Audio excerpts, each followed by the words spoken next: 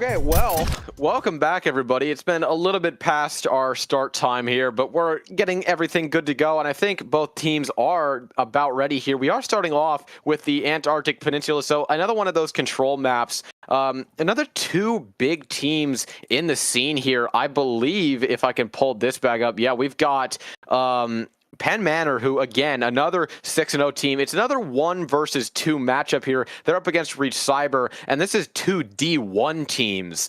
So this is going to be, if last game was any kind of a showing, I think we're going to see even better tonight on this. So I'm really excited to see what Penn Manor brings to the table. I know they've been a very popular team in the setting, but Reach Cyber definitely not out of this yet, especially if they're the number 2 seed here. So I'm very excited to see what we go ahead and get into here. I don't know about you, Ethan, but I'm very excited. I'm so excited. I'm excited for two very specific reasons, and that is, well, one of them is that I've never actually gotten to see Reach Cyber play before, if I recall correctly from my time in the fall from the PIEA merger. They're one of the teams that I hadn't gotten to watch yet. And Penn Manor is a team that I've only gotten to see once or twice, so I am super excited. Both of these teams are rolling out on some pretty brawly style compositions. Don't let your band on the Winston fool you here momentarily once we manage to get things rolling in game. It's a little less like a dive comp and more like a brawl. And with with Suguru Geto on the Maga representing, I believe, Penn Manor, then you know that things are going to get pretty brawlic on the objective. So doors open up. It's time to roll out. It's a brand new series, and also the potential to go to 5 maps. And this time, Spooky, I'm not cast or cursing it. I'm willing to own up to that. In fact, and I'm sorry I cast or cursed you guys in the last series, but this one should have a really good opener. Yeah, and I think the main issue here against that Winston's a really big target. While he does have the shield, I think the Mauga is going to be able to shut that down relatively easily. We see a huge slam come out really early on here. It gets, I think, 4 of a majority of their team there. As we go into this, we see Big Jiffer able to take out 2. Sorgetto does end up cleaning up on the turret, and then Shunam does clean up on to that Kiriko here, and now just leaves the Winston to try and back up, try to get away from this team here. They're going to have to go for a little bit of a reset here as Penn Manor takes a majority sweep there, and I don't think they were able to take. I don't think Reach Cyber was able to take out any of Penn Manor's team in that fight originally there. No. No, actually, yeah, no deaths across the board for Penn Manor, and they're going to have some ultimates generated in another fight and a half or so, if even that. It's an in and out approach here for Reach Cyber, and that's why nothing has really begun in earnest. But you are still seeing, the individual one-on-ones break out, like here on the side between Devout and Big Jiffer, and ultimately Devout is going to end up going down. Yeah, the Torbjorn play here, going for these quick far picks, try to do as much as they can from afar, and especially this Mauga is really strong in doing this. Yeah, getting in and then immediately shutting them down. You see that Mauga just charge in? I would be horrified if he did that to my tank. I know your band probably is thinking, that Winston trying to get in, get out play here, but the issue against Penn Manor here is that when they have this this Mauga as their tank and this different comp here, and as well as the mobility that's coming out from a majority of, if not all, of Penn Manor's team, is they're able to just get in and away from the Winston if they ever see that dive come out at all. And I just don't think that excuse me, sorry, let me pull this up just so I have it. And I just don't think I just don't think that Reach Cyber is able to secure this this quick win with this comp that we see right now. And a lot of traps are going out, a lot of shields. Out comes the Blossom. It is going to shut down Devout, and it does seem like Penn Manor is going to take this one. Wow, the amount of ults that just came out. I think that was all 5 from Penn Manor, as well as I think 3 from Reach Cyber. They were able to just shut them down relatively fast with the amount of ults that came out there. But again, they were just able to get in and out, and I don't think the comp was relatively in their favor, especially with what we were seeing in that first map. So I don't know about you, but I don't know if they need to change something. I just don't think the Winston is necessarily the play against the mobility that Penn Manor has right now. Yeah, Penn Manor is definitely able to take these fights, generally wherever they want, and for the most part, we haven't gotten to see, you're right, we haven't gotten to see a fight that isn't, that doesn't have Maga at its center, right?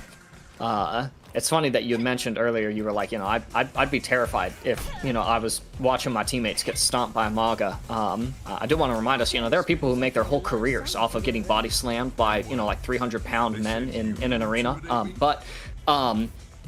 So the money's there for those that want it. And if you're theatrical, then you can get into some really good shows. Actually, sorry, yeah, I jest. I want to see Reach Cyber be able to use the mobility of their comp, right? Again, all of these fights are happening with Maga at its center, but where are the fights with Winston's bubble at a corner? Where are the fights where the start of the fight is around the Torb turret, right? And getting that out so that you're being poked out a little bit less, right? I want to see Reach Cyber flip map, navigate to spaces that you wouldn't want to be in if you were a Maga, right? Running up to some of these spots is really easy for the Maga player who sees a Maga spot and says, yeah, I'll get there. And so that's one thing that we might be able to see from Reach Cyber, but I don't think that that's something this map helps them do. This map is so claustrophobic and closed in, and so I wonder if this is actually already the beginning of the end, is the fact that we're on this map instead of another one. But Antarctic as a whole isn't really accommodating to this Winston comp. So do we have to swap? I would personally have swapped off the Winston by now. Just kind of how this is being played out. I don't think the Winston is necessarily the best play, and unfortunately the bout is going to get staggered pretty heavily here. But right now, again, the mobility that Penn Manor has against the mobility that Cyber has is just kind of able to shut. They're kind of trading mobility. It's a lot of get in, get out play style, and then eventually that ability is on cooldown, and you try to go in, get out, and then you just can't do it again. And yeah, they're playing around this Winston bubble really strong, but again, when the Malga could just do that, and with great supports behind them, unfortunately he does end up falling in that situation, but again, with great supports and great DPS behind you, you're able to just kind of shut that down relatively easily, and especially with the amount of mobility that Penn Manor has in the situation, regardless of having a Malga to play around or not, they're kind of their own tank in their own right, just because the support that they have are just able to keep the DPS alive for so long that they're able to just play like that and get those great kills. They didn't need to use any ult but the beat from the Lucio, and it was able to just give them that needed momentum to push into it. I wouldn't necessarily say that sorry, I'm tongue-tied myself. I wouldn't necessarily say, again, that the Winston is the best play here. It does have its moments where you can dive the backline, but again, the Malga is playing really close up, and we're seeing them now dive the point finally. Try to get past the Penn Manor team here, and I'm expecting a Blade to come out anytime soon. We see the Kitsune Rush come out from one. We're seeing a lot come out. Boops. We're seeing everything, actually. I think that's almost every ult they have except for... yeah, that's every ult except for the Torbjorn. The Torbjorn did not come out in that situation. But that, I think, yeah, that's 1-2. That was the beat from Lucio. We saw the blade from Kenji. That was a lot. I apologize for not getting that perfect, but that was a lot happening on screen. And Penn Manor able to just get a quick shutdown win here on to Reach Cyber. That was a wonderful play. Yeah, I actually am uncertain who got to choose this this map as a starter. But if it was Penn Manor's starting map pick, then they picked really wisely. Not only is it a good map to run that Maga composition on, but running the Maga composition on that particular map in the spots that they were running it also makes that composition pretty good against the comp that Reach Cyber was looking to play, that Winston-based strategy. It's actually funny. You had made a comment in the previous match, and I can't remember what it was because I don't know if you guys can see the gray hairs, but they're coming in, and with it, the memory begins to fade. I think that we actually lose our memories like through our hairs or something as they get gray and fall out. Anyways, you said something, and it made me think about something that we've been working on over at University of Buffalo, where I coach, where you're always abiding by a couple of different rule sets when you're playing Overwatch. One of those rule sets is your character. That's what you were talking about. You were talking about character kits and like how you kind of have to play within the rules of a character, right? If a Reaper has Wraith, then when you're in trouble, use the Wraith, right? When you want to cross distance, use the Shadow Step. Orisa has that Spear, right? When you need to push someone back. Anyways, the you're playing according to that character's rule set. You're playing according to the rules of the matchup, right? So that is, what comp am I playing against? What heroes am I up against? And you're also playing against, according to the rules of your composition, right? So I'm playing with a Maga. What does that mean for me? And I feel like what we got to see from this opening map was really nice rule set abiding by Penn Manor on a map that really fosters and rewards good rule set abiding. Not gonna say that Reach Cyber, that's what they're lacking. It's not. For Reach Cyber, I think we need to see what they look like on an arena that works a little bit better for that Winston-based composition, because that Winston-based composition is very good, and it's very scary when it's run very well on a map that supports it being run well. So I'm pretty excited to see what the next map pick is going to end up being. But until then, we can only speculate. I am actually, I've been here for like an hour and a half now, and I just took a look at the pools that we got in the map, and we have some awesome picks that we could go to. Yeah, and I like how you were talking about how you kind of see the same maps over and over again when you're playing this out. I would like to see, or would like to keep this momentum going of holding on to these different maps that we get to see, because it's really fun, especially when it's different teams. While you don't get to see the same team play different maps over and over again, having different teams, seeing how they play these maps that we haven't seen on stream yet is really important, not to just the team that they're playing against right now, but to the other teams that might be spectating this, waiting for their games to happen as well. You kind of see, okay, well, this worked for them. This is how they played it. Why don't we try to flip some things around in our own right and say, hey, if we end up getting this map, or if we get to pick the map, why don't we try this? Or, it gives them ideas for comps to be able to play around. And again, Overwatch is a huge sandbox. That's a way I love describing Overwatch. Is just while you do need to play within the limits of your kit, you can play outside of them if you decide to do so. And there are situations where playing outside of your kit does work in your favor, but there are sometimes where it doesn't. And it's sometimes where you just need to play within that kit, and that's because that's how the game was designed. But again, Overwatch being this sandbox, the maps play differently. They're all looking for, like, here's how I want to decide how do I want to play this against this team, particularly against this particular comp, because every game, while there are metas, every game is generally different, because while you're playing that meta comp, you're playing against teams that might play that comp differently. And so seeing so many examples of how this game is played just kind of goes to show how this sandbox comes to life.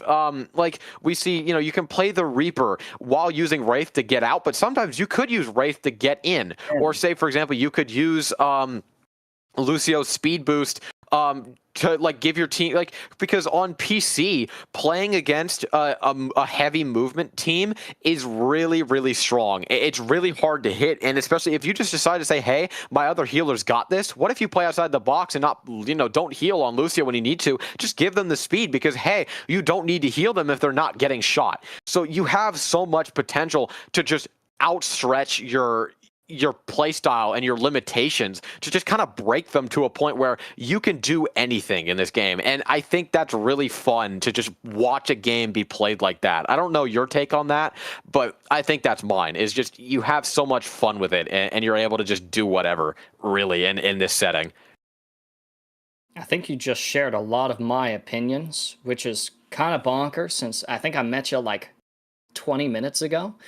No. I think you're dead on. Actually, I do have opinions about the things that you said, and I think that you're actually like right on the money with a lot of it. Say what you will about Overwatch, dead game, LOL. Blizzard fumble, ultimate esports, tumble through. Such high potential. All of the criticisms levied against this game are so absolutely beyond deserved. And at the end of the day, it's still managed to, over the course of 8 years and a rebrand, really grow into itself. And I think that the secret has been the mobility. And especially as we continue to get characters and mechanics and maps and play styles, and especially as the players start to pick up on these things, right? Sometimes part of the reason Overwatch 1 was so bad, and it was bad, guys. Take off the rose glasses, 2 seconds, and listen to me Overwatch 1 was bad. And part of the reason it was bad is because the players learned the game faster than the devs could actually balance it. Now, that's still happening, but players are learning the game in a way that, with the devs balancing it, it's grown into itself. And again, I think that the secret is the mobility. So as you're talking about the difficulty of playing against teams on PC, especially if you have a controller, which control players, you guys are awesome. I don't know why controller players get so much criticism and flack, but it's undeserved. Controller players are kind of like incredible. But especially if you're on a controller against those really high, fast-paced, high movement, getting, from the ceiling to the walls to the windows, I think is the song, how it goes. And that's tough. But it's also one of the ways that you as a team can make things work for you. And I think that that's what we're seeing lacking from Cyber is they're not able to use that mobility the way that they want to. And so that's why my emphasis was on the map pick, where we're heading next. And I don't know. I'm out of the game, as you can tell. I got brought out of retirement. Because I have to think about how I say things now. I don't know what the plan is going to be on this map if Reach Cyber wants to run the same comp. You guys can see even my dogs are up in arms about the prospects of heading to New Junk City with the plans to run that Winston-based composition. It's possible. I've seen it happen. I've seen it done by many teams. Many, actually, by the way, far less talented than Reach Cyber. But still, New Junk City is a tough arena to run that monkey comp. So I'm actually kind of getting excited at the idea, Spooky, that we get to see Reach Cyber run something totally new here. Yeah, and kind of like what happened in the prior games before we had this, we're seeing a bit of a switch around in the who's playing. These teams have been subbing in and out. Penn Manor specifically, I don't think Reach Cyber has, but Penn Manor did end up switching a member out. I believe one of their supports got flipped out. Or switched out, flipped out. But as we go into New Junk, I think what we need to think about is when you see these new players come in, you're kind of basing yourselves differently around the fact that, like, okay, we got used to how they played. Let's try and change it up. But then they also bring out a new player as well. Now you have to adapt to how they play as well and who they play, more importantly, because they may be switching out on purpose to try and, mess up their just the way that they're adapting to your team. And adaptability also comes with a huge, heavy sandbox playstyle in a game like Overwatch. And so you need to be able to adapt to almost anything. And as we go ahead and go into game here very shortly, I can go ahead and tell you we already see from Reach Cyber that Winston comp once again. I don't know if they're going to go ahead and decide to do that, but for right now, it seems like Winston is what they have decided to go for and pick. Followed up behind him is their DPS, which is Reaper and Torbjorn, and then their supports are Ana, Lucio. From Penn Manor, we're seeing that Mauga once again. They did switch up their supports just a little bit. We're not seeing that Lucio anymore, but we are seeing, I'm expecting they're using that Sim to get a quick rollout. But they're following up with a Brig as well as a Juno. I liked the Juno and Brig pick, especially with something like a Mauga in this situation. The Mauga's going to be kind of in their face, and Brig does really well. I like to call it babysitting. She does really well when she's just kind of following whoever she wants to support. And right now, she kind of seems to decide to, what if I want to? Who do I want to babysit today? And I'm expecting that to be the Mauga, just because they're going to have the Genji kind of jumping around all over the place, and the Sojourn I'm expecting to be taking some off angles. So if they are going to babysit anybody, I'm expecting it to be that Mauga. But instead of a Winston, we do see the flip onto Roadhog. So an interesting play there. And as we go into this first fight, we do see Torbjorn able to pick off one onto Shunem, taking down that Sojourn early on, as well as Sig falls once again too. The Reaper's able to secure that, but I do think that this Roadhog is put in a bit of a predicament, but without anybody secure and back up this Mauga, I think he's going to fall relatively early on as well, and yes, he does. And I like that they have flipped to sort of an Ana as well. Getting that anti-nade onto a Mauga could be huge, especially with a huge target on your team like Roadhog for him to pump damage into and keep him alive. Roadhog, if he gets up in his face, can just overwhelm the Mauga, and I think that's what they're going to try and do. Yeah, and I like that approach. Again, I like the change in playstyle. I would have really liked to see a team embrace the challenge of playing the Winston-based composition on this map against this comp, but, you know, I appreciate, you know, in a conference opener to not, you know, take the path of greater resistance. Still, as far as resistance, it's going to weaken on the side here of Reach Cyber, who suffers a pick and then another pick. The loss of the turret, point presence begins to falter here, and eventually, pick after pick will continue to roll in despite a couple more shots being fired in the direction of the members of Penn Manor, who confidently assess their claim over the objective. Now, point is finally flipped at 78%. So Reach Cyber has a little bit of wiggle room. They can sacrifice maybe half of a fight if they really want to waste time. But really, the aim is to get back, get moving as quickly as possible. And one of the easy ways to do that is with this Lucio. The sound barrier as a way to make entering through this very hazardous choke easier is going to be really helpful. But ultimately, opting to take the main path here, go straight to the objective, and then have beat for, you know, one of these offensive ultimates that Penn Manor has is a really wise idea. I'm excited to see how Reach Cyber handles the next phases of this fight. Yeah, I like how they're kind of playing around the point rather than on top of it, because right now it does seem like Penn Manor has the advantage when playing on the point, but it seems like Reach Cyber has the advantage when playing off of it. And here comes the Mauga Slam, gets a majority of them, does end up trapping that Roadhog inside, and the rest of the team are just going to fall relatively fast. The Reaper as well gets stuck inside of the cage, and a good, quick, easy team kill from Penn Manor, I think, is going to give them this first point here. I doubt they're going to be able to get back in time, especially with how fast that ticks up. So they are probably just going to go ahead and decide to play this a little bit differently, go towards the next point rather. And with 4 ults to contest the 3 ults from Penn Manor, I think Reach Cyber has the potential to hold this point if they can get there first. And it seems like that's what's going to happen here. Does end up dragging the Brig into her doom and does end up getting a quick kill onto her as well. But out comes the Nanoed Reaper. It's going to get a quick 3K onto the Penn Manor team. And wow, what a play there. They are going to be able to secure themselves that first point like they did the first time around with those good, easy picks, just kind of leaving the tank to fend for themselves in that situation. And now it's up to Penn Manor to bring this one back, to take that point back. But we have seen that they're able to do that in the past, and I would not be shocked if they return to do it once again. Yeah, I mean, all it takes is putting Shunim in a choke and giving them enough targets to fire at, and maybe, hey, putting a ray over their heads as well. I'm surprised to not see the beat come out from Super Monkey there, but, you know, it's not essential that point is controlled right now by Reach Cyber. Point is going to flip over, in fact, and really for Reach, they want to lose the fight so that they can regroup as a team come into the next objective. But these consecutive fights are going to be really important to win, especially since Penn Manor still has ultimates with which to win these fights. So it's possible that we're seeing Super Monkey sit on the sound barrier for Big Jiffer's blade.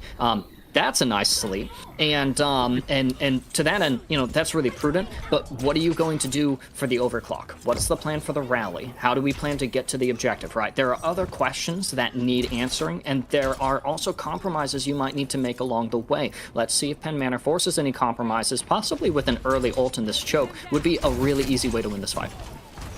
Yeah, and while they are down a little bit in the ultimate range here, they are just taking a little bit of a choke point angle here. And I don't know if that's the best thing you want to do in this situation, while the Reaper is getting a little bit of an alt angle here to take out Big Jiffer, which he does end up doing. Out comes the overclock from the Sojourn, and like you said, the beat does come out from the Lucio, but I think it's going to run out before the Sojourn ult does as well. And yeah, it seems to be the case here. And wow, what a play from Penn Manor there. Another team kill added to the docket as they go 2-0 in this situation. All they need now is one more point contestant, and they have 2-0 in the series as well. So I think they need to try and flip some things around.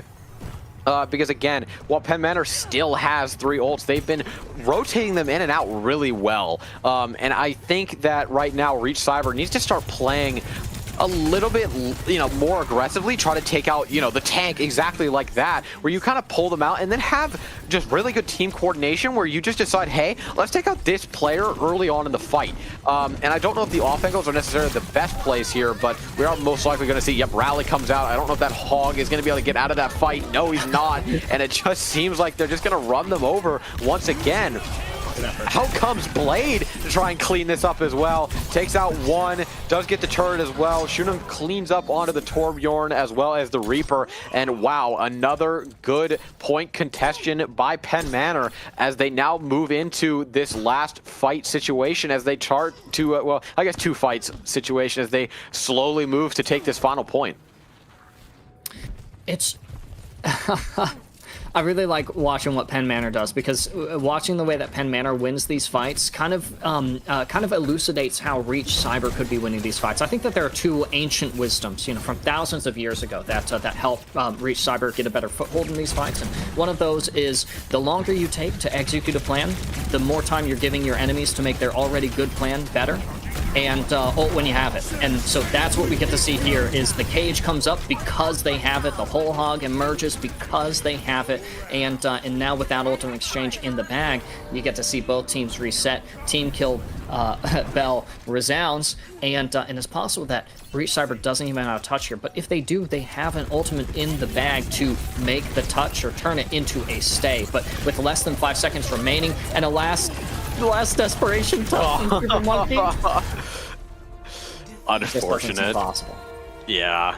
Penn Manor does seem to be dominating in this situation, and while Reach Cyber is not out of this fight just yet, they need to start adapting to what Penn Manor is doing. That Mauga has just been an overwhelming force against their team, and they need to find a counter to him sooner rather than later, because while you can do something like counter it while playing Mauga yourself and just kind of have these all-out brawls of which Mauga dies first, it's really hard to tell what way you need to counter the Mauga in every situation, because right now their backups are their healers as well as their DPS, and while you can just push a Mauga into a Mauga, you've got to think about the other the other situations that are the driving force behind that Mauga duel.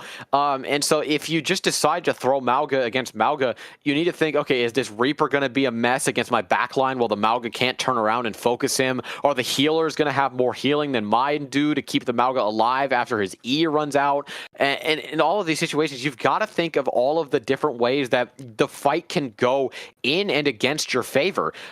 If you can end up bringing the fight in your favor in any way, shape, or form, that's what you're aiming to do. And right now, Reach Cyber just needs to find what they can do in that situation to drive them to victory. Because Penn Manor seems to have found their rhythm. I'm just waiting for Reach Cyber to find theirs. Yeah, like I said, I think there's I think the one of the good places to start is is not really from Reach Cyber's position to look at how Penn Manor is winning these fights, but at least from our comfy positions here, not in the trenches like these students are. For us, it's actually pretty easy to look at how Penn Manor is winning, to see these ancient wisdoms like ult because you have it, so that you can build your next ult, which you'll use because you have it, and enact our good plans when we make them, because if we don't, we'll give our enemies more time to make their good plans already better. And I think that in order to pick up the pace against Penn Manor, I'm actually not sure what I have Reach Cyber do. Is it running a Juno instead of Lucio so that you have the speed ring to clear those corners, but you still have plenty of healing potential uptime that you could get out? Maybe. I liked the swap onto the Roadhog. It is a win and lose condition in and of itself. Your Roadhog's kind of your point presence. Even without the Mauga, we saw Penn Manor was still able to bounce back in some of those fights, mainly with those ultimates, by the way. But in some of those fights where Reach Cyber loses their Roadhog, that's the end of it, right? Roadhog's one of those characters that, like, if you don't have him around, like, you really want to go find your Roadhog, right? At least in some context. So for Reach Cyber to, be able to be comfortable with picking up the pace a little bit on their end and meeting Penn Manor, not on Penn Manor's terms, but being willing to set the terms for that meetup themselves. I'm not sure, but I'm hoping that we get to figure that out. I think that they get map pick here as well. That'll be selected here shortly, Spooky. And man, if there's an arena to take a good, like fundamentally solid, competent team like Penn Manor, it's going to be one of those maps that challenges those fundamentals. You know, let's go to Parizu. You know, let's head over to Circuit Royale. Don't go to Circuit Royale. That one's actually a pretty principled map. Unless you're playing Doomfist. In any case, you can pick the not silly, goofy, kooky meme maps, but you can opt for a map that challenges the conventions that Penn Manor is running, right? Pick a map that isn't as good for the Maga, map with the longer sightlines, map where his E isn't as good, you know, spaces that, enclosed spaces with more walls so that he doesn't have allies as immediately accessible to help him out of some of these situations that he's getting in. Penn Manor has each other's backs, and is the map pick a way to put walls up between those players, to put blinders over them, and include those perspectives that are equipping them with the ability to watch each other's backs? Only way to find out is going to be by actually getting to find out what map they pick and jumping in. And I think, Spooky, we do have our selection. Yeah, it seems like it's going to be Dorado. Both teams now almost ready to go. We have had another few swaps out from Penn Manor once again, so we're swapping out their supports again, which means while they do, I think, only have... they've only swapped out 2 people. Again, Reach Cyber is going to have to adapt to that once again, because... especially on a push map, and with Penn Manor, I believe, starting defense, they're going to have to get past them really fast, because that timer is going to tick down really easily. And if you let too much time fly and you haven't pushed the cart far enough, then Penn Manor can just switch sides and take the game in a matter of moments. So you need to be able to... I wouldn't be against seeing the Winston come out on attack in this situation. Because right now you're going for that dive comp probably is a decent play, especially on a map like Dorado with so much high ground available to you. That for one adds cover from people on the ground, but it also is a high ground position where players might be hiding, and you might see somebody like, I don't know, a Kiriko and Ana playing high ground. They might have something like an Ashe, a Reaper using that high ground to get away. And a Winston could be what they need to follow those kinds of heroes into those positions that are somewhat unreachable for the rest of your team. And again, line of sight is a huge deal there. And so if they can't shoot you, well, then you know that their healers can't heal them either. So if they don't jump off of that high ground and decide to go play with the rest of their team where they might be a little bit more vulnerable, a little more weak based on their kit, you might see some things flip-flop in your favor. So what I think Reach Cyber needs to do right now is definitely possibly go for that dive comp. Either that or they need to play really brawly against the Mauga that I'm just expecting to see from Penn Manor. Picking Dorado is definitely a good excuse to run the Winston. I like the Dorado pick. Dorado is one of those maps that makes Overwatch players uncomfortable. I mean, walk into a room full of Overwatch players and just like shout out into the air, Dorado, or like, I like Dorado. Dorado's a well-designed map. Say Dorado was a well-designed map up until the rework in, like, what took like 8 years almost to get a rework for that map. It was bad before. And I mean, you read the room, you'll make all of those Overwatch players uncomfortable. So as we talk about, possibly Reach Cyber being able to change up the pace a little bit, use the map as part of that, I think that they've made a really prudent decision. I hope to see it pay off, but Penn Manor is also like really strong, principally speaking. And so these scenarios that you described, Spooky, where these are some options that Reach Cyber has. You couldn't be afforded the time that you need to talk about how Penn Manor could respond, but that's okay. We're about to get to see it for ourselves. Their comp looks really good for the starting position here on the red building, and with some scouting from Devout, Reach Cyber will begin to figure out how they want to take this first fight. Yeah, and it seems like they're just kind of playing this high ground, trying to get as much damage as possible, and they see one weak and immediately dive off the high ground, and that ended up being super monkey. Freedom was able to secure that kill really early on in that fight, which means now Reach Cyber is now out of position, but does end up pulling the D.Va out and possibly going to see her fall. She does, yeah. I do like the play of having a Roadhog in this situation, because if you see the D.Va use her boosters, then you can hook her, and then she has no out. And all she has left is her healers behind her, possibly a dive from the DPS from Penn Manor, and then the rest of it is just her Matrix. And if you can take Matrix out of the equation, then that D.Va should be put in a position where she's really weak. And right now we're seeing them kind of slowly push this card here away from the high ground plays from Penn Manor here. Trying to get away here is the Reaper, but I think he's going to fall. But the Lucio is traded out here as well. So they are down one support, and one very important support, because now they don't necessarily have that speed to get out of the fight. So now they're completely reliant on their mobile abilities. And we see Shoot 'em go in, does end up securing one under the Lucio, finds two under the Torbjorn, a third under the Ana, and a fourth onto the Roadhog. Well played from Shoot 'em there. Doesn't even need the blade to secure those kills. Almost 3/4 of them just came from his abilities overall. And wow, what a play.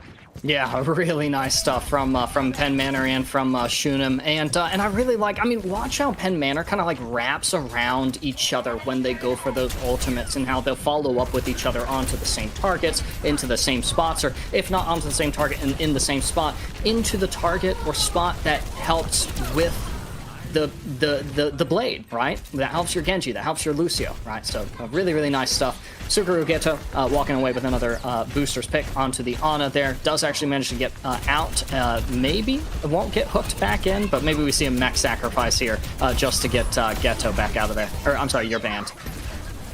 Yeah, they're trying their best to get past the D.Va right now, because the D.Va just seems to be everywhere at every moment's notice. And while she seems to be contesting a majority of the time the Roadhog, which a tank on tank is to be expected, she's been playing around her team incredibly well. Yeah. I like what Surgeto is doing in that moment, just because it's really easy to use your boosters to secure a kill, but it's a lot harder to play around your team using those boosters as less mobility to secure a kill, but more mobility to get with your team. And you don't see that too often as a D.Va, because a lot of the times the D.Va, at least the way I used to play D.Va, is just go in, you see somebody low, boosters, rocket, secure the kill, and then you're just kind of put in a bad situation, which isn't the best way to play D.Va. But playing around a D.Va by playing with your team is a great way to do that. And we see Devout fall early on once again, and now they're just going to contest the point as much as they can. And I'm expecting a few ults to come out here in this moment. If we do see, yeah, we do see one. The D.Va does get pulled, and we see the beat come out, as well as the Kitsune Rush and the whole hog, as well as the Nano Boost. Everything is happening, but in the back line, Shoot 'em is just taking everybody out, and I'm expecting even more to come out from Shoot 'em here. Can they take the Lucio out? Yes, they can. Wow. That was a really fun team fight to watch unfold. It reminds me of Eric Bana from that first Star Trek reboot movie, when he's like, "Fire everything!" And that's what both teams were calling. You still have some ults though. Reach Cyber might be able to retake or take this objective with the two DPS ults that they have. Let's see it. Yeah, they're going to take that turret out really early on. We do see that Torbjorn has his ult, as well as the Reaper. D.Va Bomb is in play, as well as Blade. Blade comes out early on in this fight. So does Molten Core. The Reaper ult comes out, but does get Nano boosted away. And now the rest of the team is just going to go ahead and fall here, as it's just the Hog who's going to be gone really fast. The turret goes, and that was the last remaining hope from Reach Cyber, was the turret, unfortunately. And wow, what a play from Penn Manor. They used their ults flawlessly and almost always had them in every situation they needed. Look, Spooky, don't dismiss the turret being the last hope, okay? I've seen the turret commit atrocities all the way back from 2016, okay? Those pesky Torp turrets, and now they can stick onto walls, and they gave him back level 3 turret, by the way. That thing hurts. I don't know if you've ever been shot by one of those things. It requires, treatment requires cannonball ointment afterwards. So, sorry. I think I'm so funny. For Reach Cyber, I want to iterate the narrative, make sure it is known that they had to purchase the ticket to be here today, right? over the course of the regular season, they had to win a certain amount of games. They had to beat a certain amount of opponents in a very specific way, by the way, because Overwatch, even though it is a sandbox, I love, by the way, that term that you used, Spooky. Even though it is a sandbox, it does have very specific rules. And so to see Reach Cyber struggling the way that they are, honestly, unsurprising. I've seen Penn Manor before. I've gotten to watch them. I know how talented they are. I haven't gotten to see Reach Cyber before. I'm getting a clue into the talents that they have, but I also have to understand that when you get to this point in the competition, you're going to be up against teams like Penn Manor, like Reach Cyber, and you as a team, the outcome of that match between these Reach Cybers and these Penn Manors is determined by the season as a whole, right? And by the culmination of everyone's accomplishments, everyone's heroes, everyone's playstyles and strengths. And so hopefully we get to see Reach Cyber muster up some strength and bring things back on this defense. But it is looking really tough. It's looking complicated. I mean, this pharmacy just puts everything into Penn Manor's perspective. Yeah, the pharmacy definitely something I didn't expect to come out from Penn Manor, but definitely something I'm not entirely unsurprised to see because of how well it's performing right now against Reach Cyber. And it does seem like they've already pushed this card to a point where this is already looking like last fight scenario. And so I'm wondering if they're going to be able to get back in time. I'm expecting a few swaps possibly, but I don't think they're going to be able to get back in time. And this is what I was saying before the game started. You've got to get past their team if you want to get into a situation like this where they just don't have a situation to fight back. And unfortunately for Reach Cyber, they just weren't able to secure enough momentum and enough distance to where they can't shut down Penn Manor from just securing the game in one team fight. And unfortunately, I think that's what we ended up seeing.